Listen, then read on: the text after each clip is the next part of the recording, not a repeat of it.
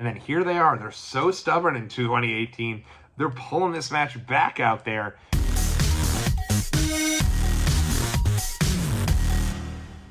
What's up, world? It's your boy Tommy on the spot for Watch Along Wrestling. Hopefully everyone is doing well and staying safe. I am so excited to be here with each and every one of you today. This is the culmination of a three-part series where we've gone back and ranked every single SummerSlam main event. Our first video, we went back to the 1980s and 1990s. The last video, we talked about SummerSlam through the 2000s. And in this video, we're going to talk about SummerSlams from the 2010s through the 2020s. And it feels very odd talking about the 2020s as its own decade until you realize we're almost halfway through that decade. How crazy is that? And I hate being that guy who goes, how crazy time's flying, but it's running pretty quick. So in this video, I am excited about talking about these SummerSlams. This is the batch of SummerSlams that resonate most with me because it is the batch of SummerSlams where I was a full-fledged adult throughout all of them.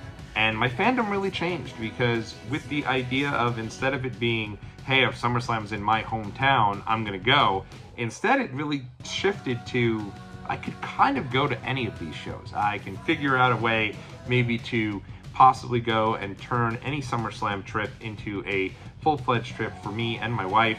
My wife and I met back in 2012, and we quickly learned that wrestling was something that bonded us, certainly more so for me as a fan, who's been a lifelong fan, than her, but her interest certainly picked up when we started dating, and we quickly realized that, you know, our vacations, many of those, we would be able to kind of circle around a wrestling show. And even though the wrestling show would culminate the trip, we would spend the rest of that week in the city exploring it and having a great time. That certainly was the case when we attended SummerSlam 2013 in LA, and then later on we were lucky enough to attend SummerSlams 2016 and 18. Those were right here in our backyard. And then over these last couple of years, we went to Las Vegas for SummerSlam 2021. And just last year, my wife sat it out, but I did get to go to Detroit for SummerSlam 2023. So it's a completely different ballgame for me looking back at these SummerSlams. I always talk about that live bias. I think now, certainly that live bias certainly rears its head quite a bit more because of the fact that I was at 5 of these. And even though I wasn't at 15 and 17, I was a part of that weekend going to different events. And so I have a lot of personal stories about all of those that I'm sure we'll get into as we talk about these main events. But before we even get to the main events and before we even get to the SummerSlams, I think it's important to kind of set the stage here. A number of these events from 2010 to 2014. So we're talking 5 different SummerSlams, all took place in LA, and then from 2015 through 2018, all of the SummerSlams took place in Brooklyn. So of these 14 shows, 9 of the shows took place in 2 different venues. And you can even extend it back further because 2009 is really when WWE started its residency in Los Angeles. And for me, watching all of these shows kind of back to back, you really, in my opinion, all of the shows that were in LA are almost identical, right? You don't even notice that WWE's really changed that much year to year until it changes venues at SummerSlam, right? Because you're going from the exact same venue, which was the Staples Center, I think it's something else now, every single year, and it had a similar type of vibe and a similar type of feel. Each one of those shows was really focused on Hollywood, the glitz, the glam. WWE would have a ton of red carpet events. They'd invite DJs to come and perform at these different functions, and they really tried their best to make WWE as mainstream as they possibly could. Even then, and it sounds crazy to say because WWE obviously has been mainstream for a very long period of time, but I'd say in like 2009 through 2010 is when they really started to push it even further with the Raw guest host era. And for me, this is probably one of my least favorite eras of WWE because you've had some great matches up and down these cards, but if you go back and watch these shows, the crowd's pretty much dead. You don't really have that rabid fan base, that group of people that's just so excited to be there. It upticked once it got to 2013 and 14, I think, but from 2010 to 2012 in LA in particular, it was all about what celebrities were sitting in the front row. I mean, CeeLo Green is in the video package, the opening video package for 2011. And don't get me wrong, that's a bumpin' track. That was the SummerSlam 2011 theme song, but there was no reason CeeLo Green should be premiered in that opening video montage the same as John Cena and CM Punk. It's weird, it's bizarre. And then you go to New York, and I do think it's a major change there, but those 4 shows, 2015, 2018, I dare you to watch those 4 shows and really feel the difference between the vibes. You can't. And it's because it's the same venue each time. It feels like the exact same type of show each and every time. But I will say, it's more of a grungier type of feel with it being in Brooklyn. And I do think the crowd that was there was very much passionate, all about the wrestling, all about the in-ring work, all about the moments, the surprises. They were really fully built into the fabric of what is WWE, and very much excited about that. And now, once we hit 2021, WWE has blown SummerSlam up into its own stadium-sized event. Soon, that'll be exploding even further and expanding out to a 2-day extravaganza as late as 2026, and maybe even next year in 2025. So it's interesting to kind of see the evolution of SummerSlam throughout each one of these shows.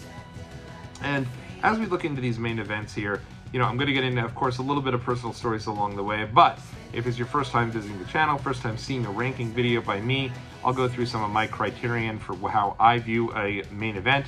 Now, for me, this is not just bell to bell. I always go back and I watch the opening video package for the entire show.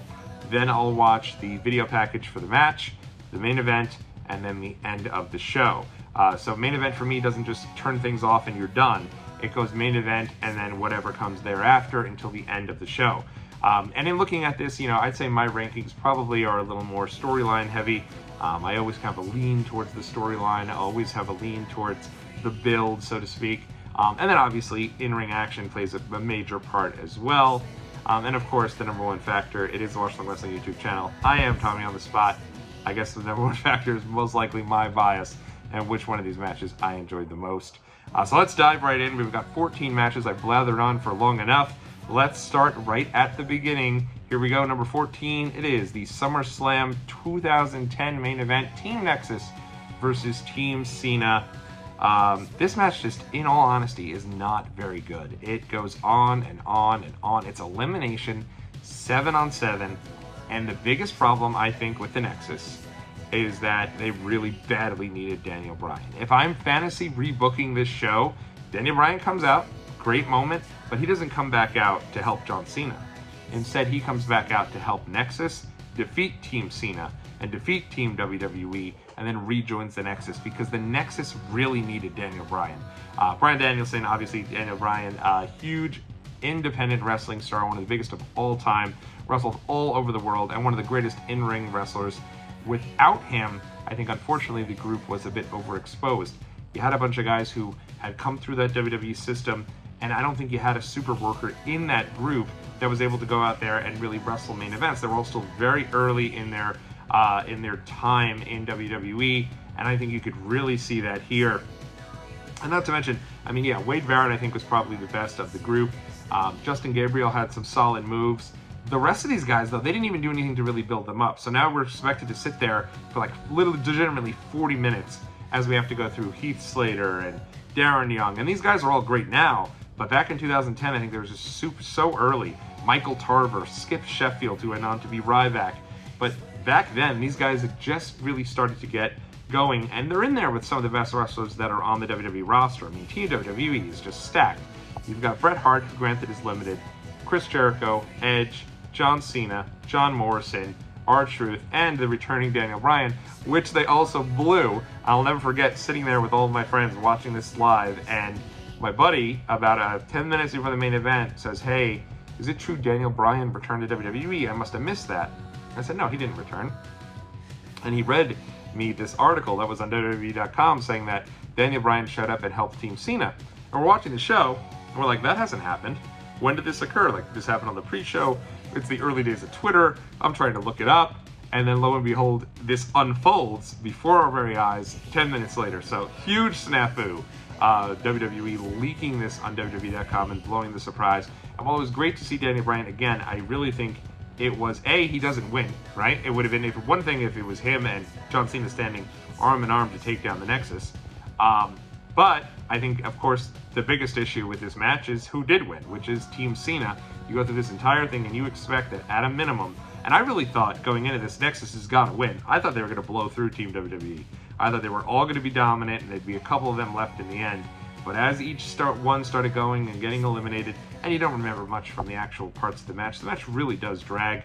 But I think the problem here is, of course, that the main event, the end of this, comes down to Justin Gabriel and Wade Barrett in there with John Cena. They lay Cena out on the floor. He pops back up, jumps in the ring, lays both men out, and ends up winning. And I don't think the Nexus ever recovered. I think that was the end of them. They were red hot throughout the summer of 2010 into this match. They needed to win this match to really solidify them, and they didn't. And it was Cena's call. Many folks have talked about it through the years. Jericho's mentioned it on his podcast. Edge has too, when the two of them were having a discussion. I think even Cena has come out and say, yeah, maybe that was the wrong call. It was what it was. I don't know how good the group would have done without having a guy like Daniel Bryan, because if you had Bryan, he could have went in and had all these great matches, and it would have really solidified that group as being a force and really held the fans' interests in seeing them in main event matches, which I just don't think, unfortunately, the rest of that group was ready for that at that time. They'd all become much better. Barrett's a great worker. Ryback was a main event talent, whether you love him or hate him. I think a lot of them are really solid in ring. In 2010, just weren't quite ready. Number 13, 2018. This is a SummerSlam I was at. This is the first of the 4 SummerSlams that took place in New York that I went out of my way to make sure I got a ticket the second it went on sale. The reason I wasn't doing that is because I was starting to go to every WrestleMania. And even though SummerSlam was in my backyard, I figured, I'll hold it off. I'll go at some point. I'll get down there. It'll be fun to go and see all of this and be a part of it. But I don't need to worry about it because I've got WrestleMania. And so, you're putting this on sale right after WrestleMania. It'd be like, hold on, pump the brakes. Give me a chance to kind of recollect and recalibrate things in my life before I'm immediately going to another wrestling show. So for me, I'm one of these weird fans that, like, when I hear WWE's coming to my hometown, great, I'm going to go. At the same time, I do think that I don't take it as serious as I do when I'm planning a wrestling trip. And I think that did have an impact on 2 of these shows that I did not attend that were in New York, but I did for 2018. Main event of this show is Brock Lesnar versus Roman Reigns. And at this point, we are just Brock Lesnar versus Roman Reigns out. Crazy to say, because I do think when they heated these two back up in 2022, they actually pulled off having some solid main events. But in this point, 2018 makes no sense to me. If you've never seen the WrestleMania 34 main event, the crowd turns on Brock Lesnar and Roman Reigns something fierce. And yes, that show is a very long show, but it's clear the crowd has no interest in seeing these two in the main events anymore. And then here they are. They're so stubborn in 2018. They're pulling this match back out there in Brooklyn for 2018. They knew the crowd was going to turn on it. So that's the craziest part, right? You have a pay-per-view major show. You know the crowd is going to turn on it. And yet you're giving us Brock Lesnar versus Roman Reigns again. It was crazy and it was ridiculous. And WWE knew they had to find their way out of this. So they came up with this idea, and it was pretty smart at the time, that they were going to tease Braun Strowman cashing in the Monster in the Bank, I guess, Money in the Bank contract. And it was brilliant. And I will say this, that I talked about Brooklyn earlier being a town that really loves the in-ring work, that has the lean on the in-ring work. Remember, this is right around the time of NXT becoming a big deal, and those NXT TakeOver shows really started their prominence right in Brooklyn. That NXT TakeOver 2015 that came the night before SummerSlam 2015, I was there for that, and it was an incredible show. I mean, just one of the greatest shows I'd ever seen live, and it really set the tone for what to expect from NXT. And that Brooklyn crowd loved your super solid workers. But in 2018, there was no one they loved more, maybe with the exception of Becky Lynch, than Braun Strowman. This guy was white hot over, and it really goes to show that, like, even if people love great in-ring work, if you build up a character strong enough, they can still have a major impact and get the people behind them. And that's exactly what Braun did. He was not the greatest in-ring worker, but people were just dying to see this guy as the world champion. And they started this match out. Braun comes out and he says he's going to cash in his Money in the Bank on whomever is left standing between Brock and Roman. Match starts, and this is brilliant now because now the crowd, rather than booing these guys out of the building, is just so amped for Braun Strowman. And I'm there too, and I'm like, oh my god. Regardless of what happens here, we know Braun's going to cash in, and this show is going to end with Braun Strowman winning his first world title. This is incredible. And instead, Braun's laid out. Roman gets the big win over Brock, which was long overdue, honestly. Just give him the belt and see how it goes at this point. And he's holding up the belt, and then all of a sudden you realize, hey, wait a minute, Braun's not going to cash in, fade to black. And right when they faded to black, crowd erupted, started chanting BS, all this stuff, but WWE was already off the air and was able to go around it. Why they jump through all those hoops rather than just listening to the fans and changing direction and going with a guy like Braun Strowman, who they'd built up for several years, is beyond me, but that's what we got. Match itself, not much to really get into, honestly. We'd seen it enough, and it was time to move on. Moving right along, number 12 here on my countdown is the main event from 2020. Now, I will say this. It's The Fiend, Bray Wyatt, going up against Braun Strowman for the world title. The match leaves a bit to be desired, and I will be honest, I'm not necessarily sure I've seen this one until this rewatch. I couldn't do the pandemic era. I know that I went out of my way following that to see the closing angle of this, and I also went and watched the Dominic Mysterio-Seth Rollins match, because Dominic had been built up for a while. I wanted to see his first match. Other than that, I don't think I'd ever fully seen this show until this rewatch, and it is weird going back and watching stuff from the pandemic era.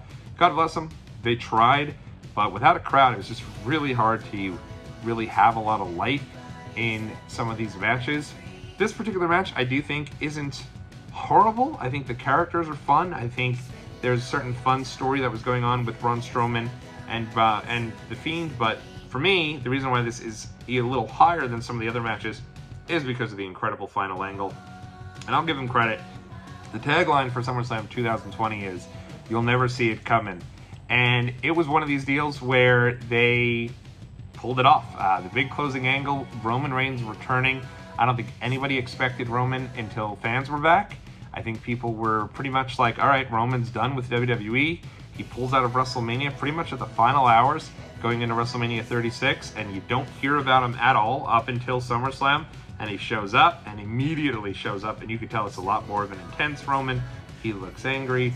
He's laying out The Fiend. He's laying out Braun Strowman. He's saying, "You're nothing without me." He's got the Wreck Everyone and Leave shirt, which I purchased right away. I thought it was the coolest shirt. And yeah, that is the birth of the Tribal Chief Roman Reigns character. From there, he is seen with Paul Heyman on SmackDown, the SmackDown after that. Now it's like, oh man. And I'll say this, the pandemic era, again, it wasn't fun to watch. It was very weird and different, and I think it killed a lot of fans' interest at the time. I can tell you, I don't know that my wife's ever fully came back to being as passionate a fan that she was before 2020, and it's obviously nobody's fault. But at the end of the day, I do think that, you know, they go back, this did at least become kind of the Roman Reigns show. You know, the Tribal Chief Roman Reigns got, and they talk about it on his A&E documentary, and it's brilliantly talked about, how he utilized the no fans to really, you know, talk throughout his matches, show that emotion, not necessarily worry about the fans, because no one knows how anyone's responding anyway, and they built Roman up for so long into that Tribal Chief character that I do remember going to SummerSlam 2021 and feeling like, wow, this is pretty cool. We're going to see Roman Reigns as the Tribal Chief. So I think they did really well. They gave him the title almost immediately after this, and that moment is really good. And I will say also, the SummerSlam 2020 is the first time they brought in the Thunderdome. And while the Thunderdome was weird and it wasn't great, it was certainly better than what was before the Thunderdome, which was like literally just the Performance Center, and it was just weird. You know, you had the fan blowing while they were going, and like they were just, hey, everyone was caught off guard. Everyone was trying to make the most of it, and certainly shout out to everyone who worked through the pandemic era. Bray Wyatt, rest in peace. Braun Strowman, they tried really hard. It's got to be really hard to have matches with no fans there. You feed off the crowd, you feed off that energy, and without them, I'm sure it really was difficult. That being said, the match just kind of is what it is. But again, the closing moment there with Roman Reigns is really what sets this an upper echelon of a great moment, and I think it honestly allows for this match to stand the test of time. That, and of course, this being the only SummerSlam main event for The Fiend, Bray Wyatt, character I absolutely loved, and I really enjoyed the story work and the storyline development between him, Bray, Braun, and Alexa Bliss, who was a big part of the build to this match. And it's unfortunate that they were released after this. I don't think either guy should have been released. I think they should have been key cogs for WWE throughout, and I don't know why that happened. Very weird, but in any event. Moving right along, number 11, 2016. This was a show I was at, an incredible show. Really remembered mostly for John Cena versus AJ Styles, and I'll never forget, I didn't have tickets to this show, and I went and got them at the door. Day of the show, they released tickets, and I was able to get them and sit like right off the floor. I remember bumping into Zack Ryder's dad as I'm walking into the venue, and we were chit-chatting and having a great time. And it was my brother-in-law's first ever WWE pay-per-view, so he was just losing his mind that I was able to get tickets. We didn't tell him until I secured the tickets. Just an awesome memory, just such a cool time. At some point I'll have to go through all of these New York SummerSlams in long form. And yeah, you know, I'd say the match here between Randy Orton and Brock Lesnar is strange, but I'll always remember Brock going back to UFC, and they announced at UFC, all of a sudden they show this video package of Brock Lesnar and Randy Orton, and they announced that that was going to be the big match for SummerSlam out of nowhere. There was no build. It just was, hey, these two guys are going to have their first ever match as the main event of SummerSlam 2016, and away we went. Next thing you know, Randy Orton RKO's Brock Lesnar. He says, I'm Randy Orton, no enhancements needed, because Brock had just failed wellness after UFC, and it was a pretty cool idea that you had these two guys, both from the Ruthless Aggression era, came up same year in 2002, and had never really had a match, and that was enough to build up a big match between the two. Unfortunately, the match just is weird. It's a solid match until the ending where Lesnar just cuts up Randy Orton, elbows to the head, and for that to happen, it was just bizarre. They stop it, and Brock wins due to ref stoppage and TKO, which nobody wanted to see. It was like, this isn't the UFC. Why are we doing this?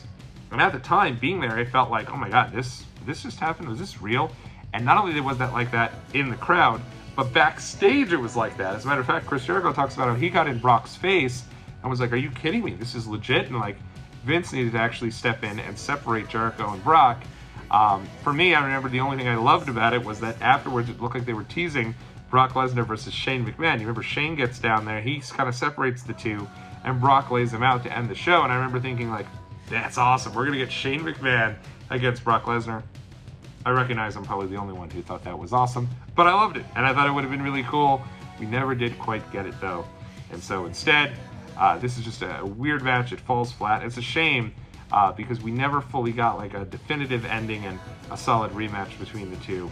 But a lot of fun getting there. I thought it was a really good build. Just didn't deliver in the ring. Moving right along, we'll go to our top 10 now. Number 10. SummerSlam 2023, Roman Reigns versus Jey Uso for the WWE World Heavyweight Championship. You know, for me, I remember just being really amped to be there. To be perfectly honest, the trip came out of nowhere.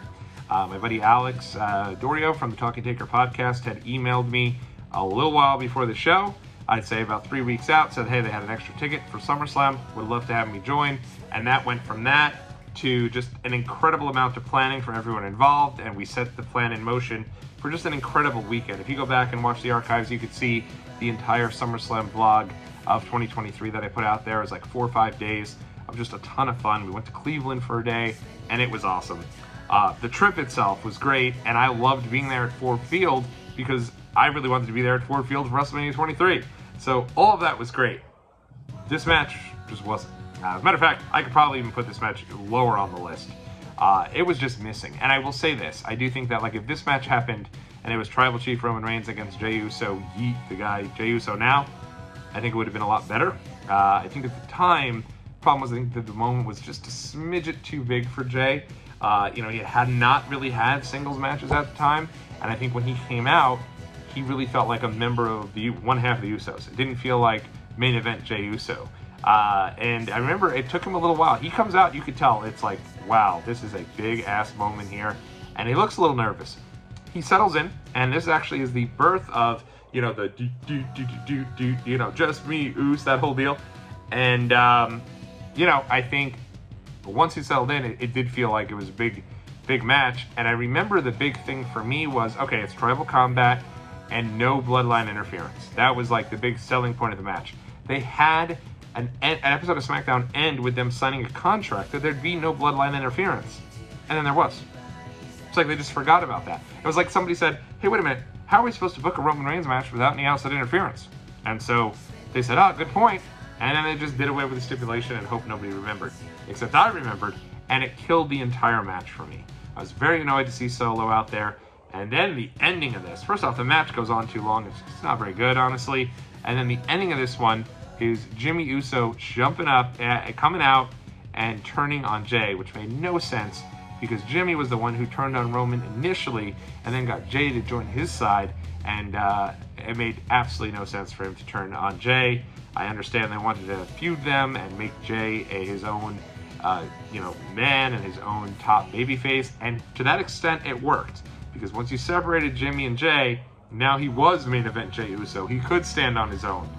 It just was really just not... I didn't love it. I think they could have probably had someone else come and join the... I think the point might have been you have someone else come from out of nowhere to kind of help the bloodline. Maybe it'd be a Naomi. Maybe it'd be, the guys we see, Tonga Loa, Tama Tonga there today. But instead, it was more same old, and I think a lot of people are getting really tired of Roman Reigns winning by interference. So for me, this just didn't work. Great trip, great event in terms of being there for it, but just left a lot to be desired. Number 9, 2012. I'll say this with these SummerSlams. I'm going through this here. A lot of these SummerSlam main events are not great. As a matter of fact, in terms of in-ring, even though we're in that in-ring era, I'd say the matches certainly are worse than the 2000s, and probably moment-wise, they're worse than the matches from the 1980s and 1990s. So even though I think the top 6 or 7 of these are very strong, these batch here that we've gone through, a lot to be desired. And this one too, there's something missing on this one. 2012, Brock Lesnar versus Triple H. I didn't love the entire Brock Lesnar versus Triple H storyline. I think that they really fumbled Brock's return in 2012, and I'm not sure if he doesn't break the Undertaker streak, I don't think they get much of any of the returns on Brock. Him beating the streak and building him up so dominantly, as we'll talk about later in my countdown, I think eventually does get him there. But here he's in there with Hunter.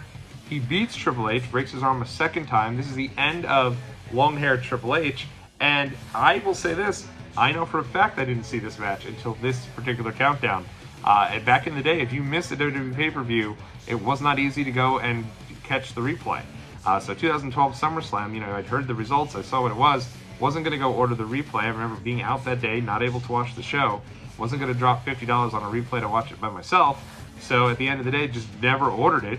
And it wasn't like the days of the WWE Network where you'd go out, you'd go do your thing, and you'd come back and watch the show from like midnight to 3 a.m. or sometime the next day, and whenever you get around to it. And you'd go out of your way to see it because it was available on demand. But this is still the end era of pay-per-view, so I never saw this match until this, rewatch here.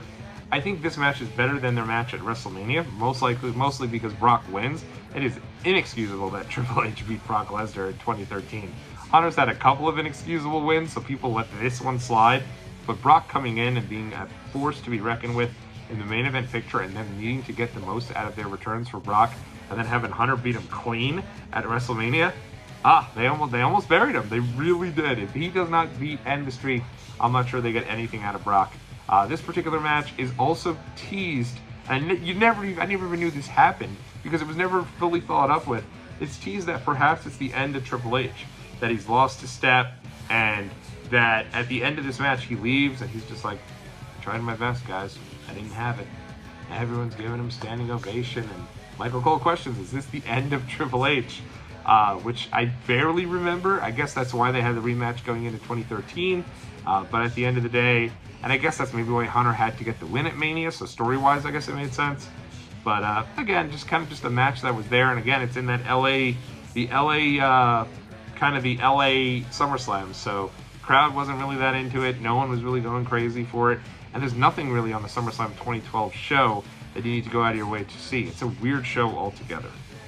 Moving right along, we're going to finish up with our this little batch from 2010 to 2012 that I mentioned, talking about 2011, John Cena versus CM Punk. Before the show started, I came out and I walked around the concourse, full gimmick. That's what John Cena says as he makes his entrance here in 2011 going against CM Punk. And I will say this, I did dog on CeeLo Green earlier being a part of the entrance video for SummerSlam 2011. It's a badass song. As a matter of fact, the SummerSlam songs, the theme songs for SummerSlam up and down this batch from 2010 through 2022, They're all awesome. And I did leave 2023 out because there's no reason Born to be Wild should have been a WWE theme song. But you've got some really great hits. The CeeLo Green song. You've got Cool for the Summer for 2015. That New York song that CFOs did for the Return to New York in 2016. MGK in 2017. There's just so many really great. I mean, you've got Cardi B in Las Vegas. I mean, such great songs up and down. They nailed it with the SummerSlam theme songs to really encapsulate that entire, biggest party of the summer type feel. So, CeeLo, whatever, but it worked. It was a great theme song. What didn't really work was the rematch here between John Cena and CM Punk. One of the greatest matches of all time at Money in the Bank, and I think the problem was they didn't really have much direction after Punk won the title at Money in the Bank. No one had a clear, creative vision as to how they were going to build CM Punk eventually returning to WWE, and obviously we had plans in motion for the WrestleMania 28 main event already, because in all honesty, this match here was big enough to be a WrestleMania main event. It should have been held off much longer. Punk and Cena happens at Money in the Bank just the month before, and Punk's gone for like 2 weeks, and then he returns to WWE. So I think that, in retrospect, it would have been great if Punk was gone the rest of the year and eventually came back to face Cena. In terms of the match, it's okay. Punk gets the win, and it feels like this. Okay, now he's the guy. He got the title, and then everything goes to what the hell territory. Hunter's the ref.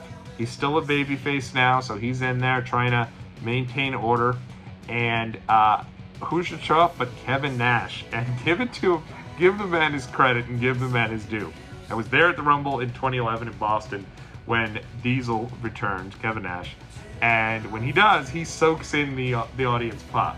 And he makes sure he kind of looks at Big Show as he leaves. And I remember thinking, that's not the last we've seen of Kevin Nash. He knew what he was doing, getting such a reaction and really soaking that in. And here we go. He shows up. He ends up giving Punk the jackknife powerbomb. And it's like, all right, that's kind of interesting. He's going to be Punk's first opponent. And then Alberto Del Rio's music hits. Out comes Del Rio, cashes in Money in the Bank, and wins the title. Wholly deflating. I mean, just brutal, horrible ending. What? It didn't make any sense. And then coming out of this, the booking of Punk is atrocious. I won't even get into all of that. But the idea that you have this really hot character with the storyline that came out of nowhere and something completely different, and this is the payoff. Do a better job. This is just terrible. And other than that, I love 2011 WWE, but this just was not any good. A solid match, but other than that, turn it off once Punk wins the match and pretend that's how it ended. Moving right along, number 7, and now we're getting to some good stuff. Top 7 here. We've gone through this malaise of whatever. Top 7 here is really good. We're going to go to Cool for the Summer. It is the first of 4 Brooklyn SummerSlams. Main event, The Undertaker versus Brock Lesnar. This is what I'm talking about. This was a great main event.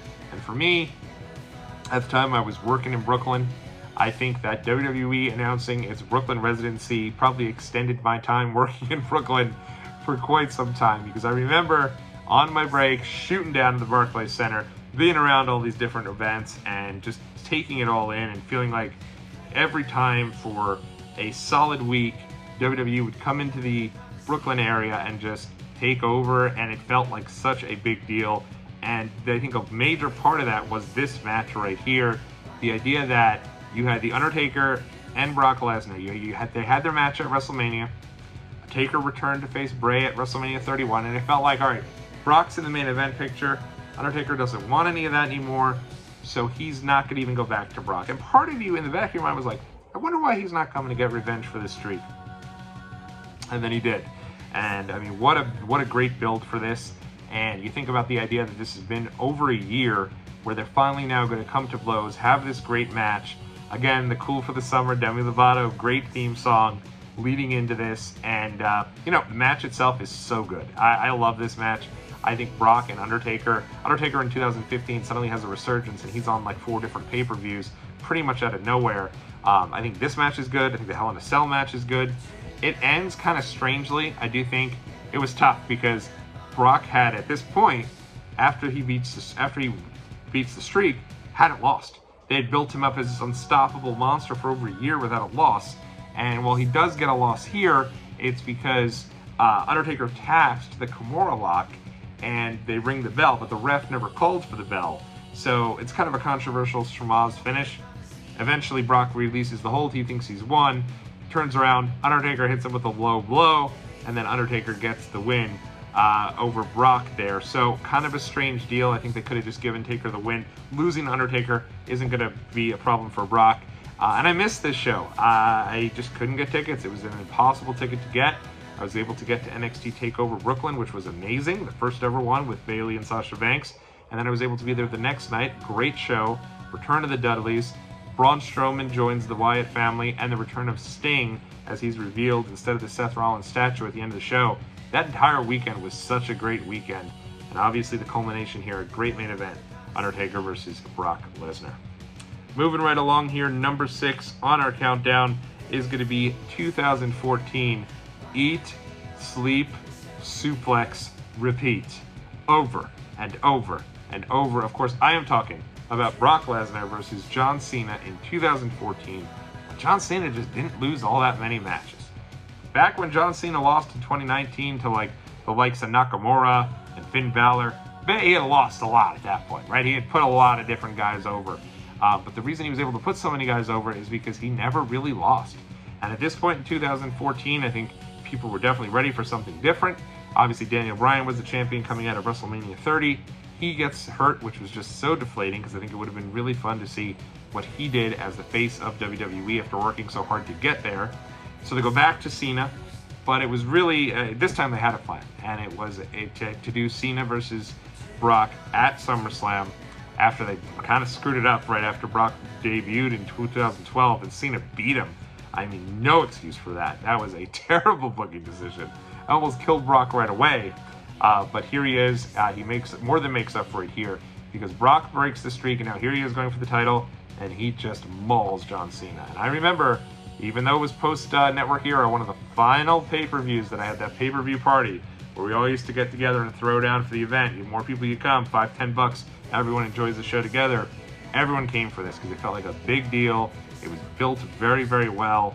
And at the end, Brock just hits him with like 16 suplexes. Even though he doesn't say Suplex City, bitch, he waits till WrestleMania 31 for that. But it was so well done, and just pins him, and that's it. New champion Brock Lesnar. I remember he wins. We were all so pumped up. We were so excited because Cena never lost. It was this amazing match from that standpoint. Basically a squash match, and a credit to John Cena for allowing, now he finally learned, like, hey, maybe we're ready for the next phase yet. At this point, I do think WWE moved on from Cena way too early. I think they had a couple of years more with him. But at the end of the day, he's out of the main event picture pretty much from this moment forward. He's had a couple other main events, but in terms of him being the champion and the focal point, it really ends here at SummerSlam 2014. Also the end of the LA SummerSlam, so interesting. All right, moving right along here, number 5. We're getting to our top 5 in this match here. An incredible match. SummerSlam 2019. Brock Lesnar versus Seth Rollins. This was so much fun because it really showed the power of the internet. Going into this show, Seth Rollins started to really put his foot in his mouth. And even though going into WrestleMania 35, people loved this guy. They wanted him to be the new face of WWE. And coming out of WrestleMania, yeah, you had Becky Lynch, people were really pumped about. Yeah, you had Kofi Kingston, people were really pumped about. But right there with two of them was Seth Rollins. People were ready to embrace this guy and to really, he was their guy. He was the beast slayer, so to speak. Defeats Brock Lesnar at WrestleMania, but kind of a weird match between Brock and Seth at WrestleMania. It opens the show, it's only a few minutes in length, and Brock, loses, but it doesn't feel like a real conquering, at least in my opinion, a conquering moment for Rollins. And certainly after that 8.5 hour long WrestleMania, you completely forgot it happened because there were so many other things that happened on that show. So this was a redemption for that. But before the show had happened, Seth Rollins had an altercation online with Will Ospreay, where basically, I think somebody had mentioned how Will Ospreay had more 5-star matches than Seth Rollins, and Rollins in response said, yeah, how about we, compare checkbooks or something like that, compare bank accounts. And it was just such a crappy thing to say, turned a lot of people against him. And going into this show and before this match, every time that he's mentioned on this show, anytime he's shown on the screen, booing this man out of the building. Everyone, especially in Toronto, a city like that would be locked into something like this, they were hating this man. He was like the #1 guy that just hated. And when he comes out there for this match, it's like, man, I don't know how they're going to do this, because people were so against Seth. And honestly, both Rollins and Brock put their working boots on and had an all-time classic. Such a great main event. And in all honesty, I think that match being as good as it was, by the end of it, the crowd loved Rollins. Rollins got the win. Everyone was like, all right, let's cut the crap here. He's all right. He's damn good in the ring. And they were pumped for him. And he only had the belt a couple more months later, eventually lose it to the Fiend. But I will say that on this night, he got that big conquering win, and probably the match we should have gotten at WrestleMania, though you probably would have then been better off if WrestleMania was a 2-day event. Charlie should have started in 2019 because he was going to be lost in the shuffle either way, whether they had this classic of a match. That's probably why they didn't do it. Instead, held it off to SummerSlam 2019, and really strong stuff here. If you don't remember this one, go out of your way to check it out. It's worth it. It's a really good match. Number 4, this one is probably a live bias. 2021, an incredible moment for me. Went with my wife, took our daughter to the trip, took my mother to the trip. Did not take either of them to the show, but it was one of these deals where we went from New York to Las Vegas, and it was one of the very first, still about a month into the fans returning. So it was the second show ever at Allegiant Stadium. So to be there at this beautiful new building in the middle of this, still kind of an unknown time period, about a year and a half removed from the pandemic. So you felt safe doing it, but it was still kind of socially distanced seats. It was just kind of a weird vibe. In all honesty, though, in waiting until last minute to get tickets, which is what I typically do, we ended up getting VIP seats for like $75. Incredible leather seats right there at Allegiant Stadium, not too far away from the ring. And what a vibe. And it was one of these things where we were at home watching Money in the Bank 2021.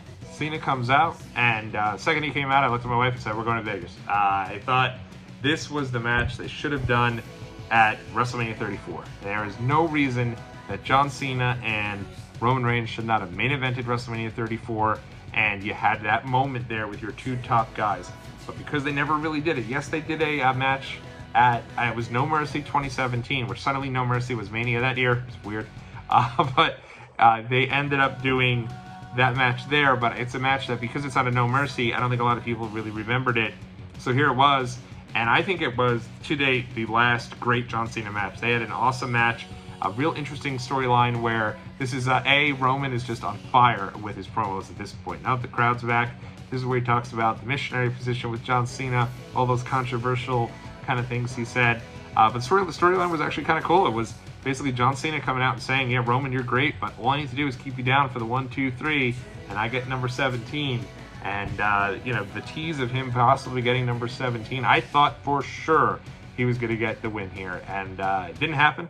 But I'll never forget, landing in Las Vegas, walking through the Las Vegas airport, and over the big screen is John Cena and Roman Reigns with Cardi B, the song they used, which was it was awesome, and it worked perfectly for the Vegas vibe, for the summer vibe, and for this particular match, and it felt so freaking big time. I love the hell out of this match and this vibe. And then, if that wasn't enough, Roman gets the win, and now in retrospect it makes sense. They were building up for this incredibly long reign. And who should show up? Another guy you never thought was going to show up ever again. You just thought he wasn't going to be there. Brock Lesnar. Awesome moment. Lesnar shows up, and this was the second straight event where Roman grabs the mic, does the acknowledge me. Cena interrupts him at Money in the Bank. Lesnar interrupts him here. Shows up with the cowboy Brock Lesnar get up with his little longer hair. And people were so amped, so excited to see him. This is where now Michael Cole almost drops a holy shit, and Pat McAfee's like, say it, and he's kind of losing his mind. And they got an entire year out of the rebirth of the Brock Lesnar-Roman Reigns feud. So I love this. This was really good stuff. And from a personal standpoint, getting to take my mother and my daughter to the Superstore and getting to take all the photos of all the different pieces of memorabilia they had out for SummerSlam in Vegas, it just felt so big time, and I loved it. And I can't wait for WrestleMania to return to Vegas next year. I'm telling you right now, if you're somebody who hates Las Vegas and thinks it's way too much, it is like the perfect venue for a big show, and it's going to be an amazing time for WrestleMania. I strongly suggest if you could pull it off, give it a chance. I think you really have a great time. Moving right along here on our countdown, we are up to the top 3, and these 3 were really tough, as it always gets tough when you get to the top 3. But I had to go here. 2017, another show I missed. The show was in my backyard, but again, went to WrestleMania 33 in Orlando. Hadn't really even thought about SummerSlam, and SummerSlam rolled around. I tried to get tickets like I did the year before, and they were just never released. There was no other tickets. I'll never forget going out there, seeing everyone chanting for Nakamura, getting all excited. Some people chanting for the modern day Maharaja, and it was just such an exciting time to be a fan and to be involved in all of that. But I missed the show. And what a main event here. Battle of the Behemoths. It was like Big E was the guest booker for WWE. You had a Fatal 4-Way, Roman Reigns, Brock Lesnar, Samoa Joe, Braun Strowman, and these 4 guys killed it. And I'll say, I don't know that there's another great match on the 2017 SummerSlam, but this match more than makes up for it. It's an epic main event. They just go balls to the wall for about 20 minutes. Everyone beats the piss out of each other. It feels like just a demolition derby. At the end here, Brock Lesnar wins, and I know a lot of folks were over the Brock Lesnar reign at the time, but honestly, the match was so good, I don't think anybody cared who won. It was cool to see new folks in the main event picture as well. This is one of the first main events, if not the first, for both Samoa Joe and Braun Strowman, so to have the 2 of these guys involved in this match with Brock and Roman just added such a cool development and such a cool moment. And I'll never forget Samoa Joe coming to the ring and the crowd is just, Joe, and just being a fan of this guy for so long in the Independents, in Ring of Honor, and TNA, and seeing him now at the main event of SummerSlam for WWE, just awesome. Love this match. It was great. And I'll never forget, watching at home, being kind of disappointed that, man, we missed another SummerSlam, and then finding out they were going to do one more at the Barclays Center the following year, and we knew at that point we'd had to go. I mean, it was such a big deal to have SummerSlam a part of Barclays Center. In my shoot life, I work in human resources, and at the time, I was working as a recruiter, and I remember being at a job fair, and next to me was the Barclays Center, and they literally had a big awning that said WWE SummerSlam in the center, and then the teams that played there kind of on the sides there. So the biggest thing Barclays Center had at that point was being the home to SummerSlam. So it was very cool, and I loved that period of time. And not only would we get SummerSlam in 2018, but the reason that the residency had stopped is because everything came in 2019 for WrestleMania 35. So it's unfortunate that things have kind of slowed down for New York. I think they kind of killed the market with all these yearly events, but at the time it was a lot of fun and just a great time to even reminisce about. All right, moving right along here, number 2. I was real kind of going back and forth on this, but I had to go with the main event of SummerSlam 2022, Brock Lesnar versus Roman Reigns in a last man standing match. I give them so much credit for this one. I'll never forget when Brock came out and went against Roman again. I was like, are they kidding? They had just built up the biggest match of all time, the grand finale, the stupendous WrestleMania main event, the combination of both belts, and it felt like this was it. It was done. There was no way they can do anything further between these two, and now we're going back to it. And I'll never forget, I had friends who went to this SummerSlam that I was texting with and being like, are you pumped for this? And then being like, I don't even want to go to the show. How are they doing this match again? But they pulled it off. They really did. This was great. And I do assume that the reason they went back to this is because they just didn't have anything else. I think the plan for this SummerSlam was probably going to be Roman Reigns and Randy Orton. If you go back and watch Money in the Bank from 2022 going into this show, it's McIntyre and Rated RKO against the Bloodline. And at one point, Randy Orton hits an RKO and Roman Reigns, the place explodes.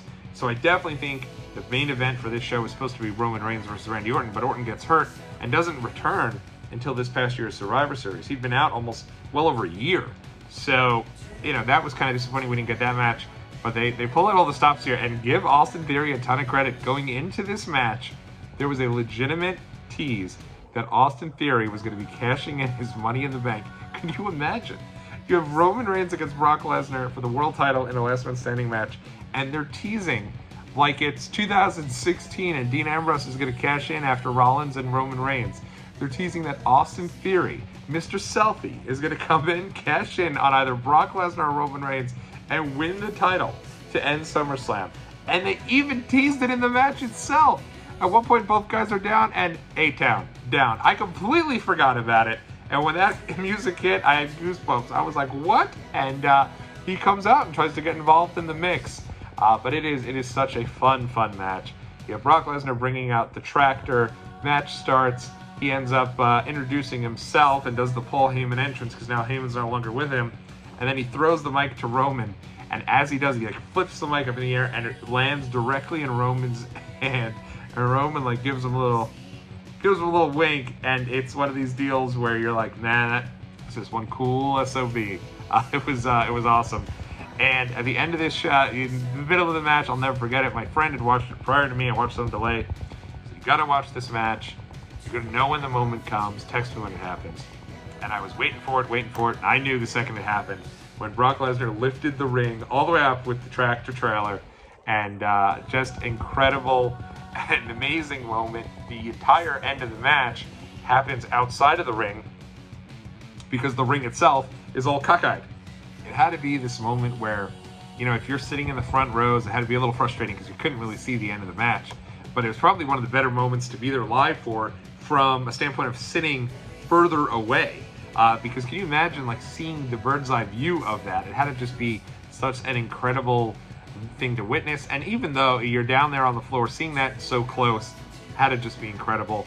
What a fun moment. And I love the story here of just no matter what the Bloodline tried to do to keep Brock Lesnar down, he kept coming back. And at the end, they literally have no choice but to just like throw everything on him. Chairs, tables, they're all standing on everything to kind of keep Brock down. I thought we should have had one more get up from Lesnar. Can you imagine they have all that stuff on him and he just gets up and throws everything and he stands one final time before eating one last spear. But even so, match was so great. And number 2 on our countdown, and you could make that strong case probably that it is a live bias for me. But for me, the greatest main event of the 2010s, 2020s for SummerSlam is SummerSlam 2013, John Cena versus Daniel Bryan. At the time, it was a situation where we wanted to go to LA. We had been together about a year. We had just gotten to Disney World as our first trip for July of 2013. I had still haven't been able to tell that story on the channel, but I will at some point. Of why I didn't go to Money in the Bank, it was because I went with my now wife to Disney World, missed Money in the Bank 2013, and because of that, my wife was like, all right, well, let's go to a show. Where can we go? And I threw out a bill like, hey, why don't we go to SummerSlam? And she said, where is it? I said, LA. She said, let's do it. And we booked the trip, and I couldn't believe it. I never thought in a million years I would have been traveling from New York all the way to Los Angeles for a WWE pay-per-view. You know, I had done it in Atlanta for WrestleMania and for the Royal Rumble, but other than that, I'd never taken a plane to a wrestling trip. And not only did I do that, I'd never been to LA. So for me, I'd never been on the West Coast. I'm just an East Coast kid. I'd never been there. So for me, having that first trip in LA and being able to go there and see my favorite wrestler in the world, in Daniel Bryan, go for the world title against John Cena after I'd been there at the Barclays Center when Cena chose him, it was just amazing. And it was an incredible moment. And also, you know, this is also right at the time of Total Divas. Give Total Divas a lot of credit. I think that played a lot into being able for a lot more of that WWE audience to gain that familiarity with John Cena and Daniel Bryan as who they were as people. You got that backstage view, and for the first time, you know, John Cena's so buttoned up. Now you're seeing him, you know, hanging out with his girlfriend and Nikki Bella, and you're really kind of getting to see the differences between him and Daniel Bryan. Daniel Bryan also a very private guy. So it was a weird kind of cool dynamic between the two. And I thought the match was great. A match you hadn't really seen too many times between the two and didn't really even get to see again because of all the injuries that happened to Bryan, at least not that I could remember. So this was a very great, very good match. The only thing that I remember hating it so much at the time, especially because we just did it, right? Hunter was the ref again. And at the end of the match, Randy Orton comes out, teases the cash-in. This time, Hunter turns on Daniel Bryan. You kind of thought maybe it would happen at SummerSlam 2011 with CM Punk, but instead, Hunter turns on Bryan, lays him out with the pedigree. Orton comes in, cashes in. You get that moment where you got your champion here in Daniel Bryan, and then it's taken away from you. And I remember being so disappointed, and so many people being disappointed in my wife looking around and saying to me, "You don't know this is like predetermined, right? This is entertainment. This is all part of a bigger story. Why is everyone so sad?" And if my wife was right, and the story really was to build up the Authority and then have Daniel Bryan conquer everyone at WrestleMania 30, yes, that story actually worked out great. But as we all know, that was not the story. The story really was, hey, Cena's going away. He's not going to be around for a bit. He had to get some surgery. We all remember the golf ball-like deal he had on his elbow going into this match. So you needed a new direction for Bryan as champion, and Orton was that direction, as was the Authority. So even though Bryan got a chance to be in some of those main events to the end of 2013, the plan was for him to be well out of the main events come WrestleMania season. Batista was back, supposed to be Punk and Triple H, and Bryan back in there with Sheamus at WrestleMania 30. Thankfully, I guess in a weird way, fate would have it, and they needed some other fill-ins. Punk leaves, and Bryan ends up winning the main event and the title at WrestleMania as it becomes Yeselmania. That's another story for another day, though. This is such a great main event, and for me, between this match and obviously CM Punk and Brock Lesnar, a very underrated Alberto Del Rio Christian match, one of the real underrated SummerSlams here in 2013, one of my favorites of all time, and this is my favorite match, my favorite main event of these SummerSlams in the 2010s and 2020s. It very well might be of all time. I absolutely love this match. All right, well, that is going to do it for my countdown here. Let me know what you're thinking about my rankings, and I will be back here for Watch Along Wrestling to talk with you all again real soon. Let me know where I got it right. Let me know what your rankings are, and I'll be sure to check those out in the comment section. Until next time, everybody, thank you so much. I'll catch you all